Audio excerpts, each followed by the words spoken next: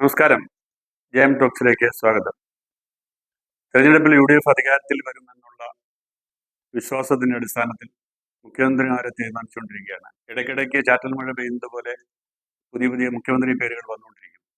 ഏറ്റവും ഒടുവിൽ ഇപ്പോൾ വന്നിരിക്കുന്നത് KC വേണുഗോപാലിന്റെ പേരാണ്. KC വേണുഗോപാലിന്റെ പേര് പറഞ്ഞതാകട്ടെ മുൻ KPC പ്രസിഡന്റും പ്രമുഖ നേതാവുമായ K. സുധാകരൻ.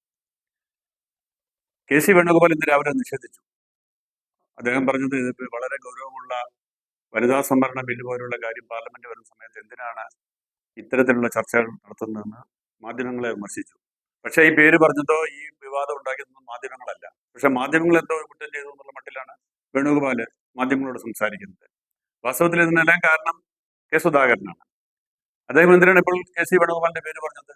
അതിൽ ഏറ്റവും രസകരമായ സംഗതി KC വേണുഗോപാല് ഈ K. സുധാകരനെ വിമർശിക്കുകയോ അദ്ദേഹത്തെ കുറ്റപ്പെടുത്തുകയോ തള്ളി പറയുകയോ ചെയ്യുന്നില്ല.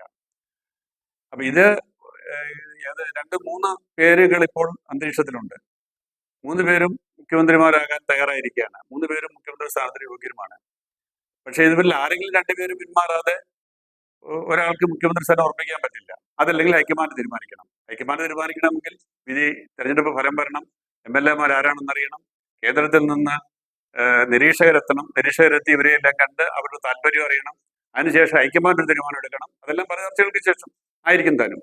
ആ തീരുമാനം എടുത്തതിന് ശേഷം പിന്നെ ഒരു നടപടിക്രമം എന്നുള്ള നിലയിൽ MLA മാർ സഭാ നേതാവിനെ തെരഞ്ഞെടുക്കുന്നു, സഭാ നേതാവ് മുഖ്യമന്ത്രിയാവുന്നു. ഇതാണ് രീതി. ഇതിനിടയ്ക്ക് ഇങ്ങനെ ഈ പേരുകൾ വരുന്നത്, ഈ പേരുകൾ വരുന്നത് അതാത് നേതാക്കൾ തങ്ങളുടെ പേര് ഇങ്ങനെ മുഖ്യമന്ത്രി സ്ഥാനത്തേക്ക് വരുന്നതിലുള്ള അനിഷ്ടം പ്രകടിപ്പിക്കുകയും ഈ വിവാദം വേണ്ടെന്നൊക്കെ പറയുന്നെങ്കിലും എല്ലാവർക്കും ഇത് ഇഷ്ടമാണ് അവരുടെ പേരുകൾ വരുന്നതും ചർച്ചയാവുന്നതും ഒക്കെ. അങ്ങനെ ഈ ചർച്ചകൾ ആവർത്തിച്ച് വന്നുകൊണ്ടിരിക്കുകയാണ്. ഞാൻ നേരത്തെ പറഞ്ഞുകൊണ്ട് ചാറ്റൽ മഴ പെയ്യുന്ന പോലെ ഇടയ്ക്കിടയ്ക്ക് ഇങ്ങനെ വന്നുകൊണ്ടിരിക്കും. പക്ഷേ ഈ ചർച്ചയാണോ ഇപ്പോൾ നടക്കേണ്ടത്?